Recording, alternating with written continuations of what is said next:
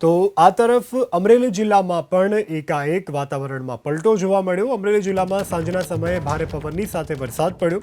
સાવરકુંડલામાં વીજળીના કડાકા સાથે સાંજે કમોસમી વરસાદ પડ્યો છે। પવન ફૂંકાતા સાવરકુંડલા શહેરમાં વીજળી ગુલ થઈ હતી। રાત્રિના ફરી વાવાઝોડાની સાથે વરસાદ શરૂ થતાં વીજ પુરવઠો કાર્યરત નથી કરવામાં આવ્યો।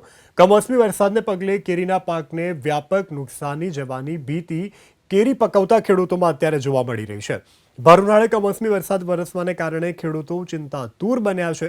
જે રીતે ટીવી સ્ક્રીન ઉપર આપ દ્રશ્યો જોઈ રહ્યા છો, વીજળીના કડાકા ભડાકા સાથે અમરેલીના સાવરકુંડલામાં કમોસમી વરસાદનું આગમન થયું છે। ભર ઉનાળે ચોમાસા જેવા દ્રશ્યો સર્જાયા છે।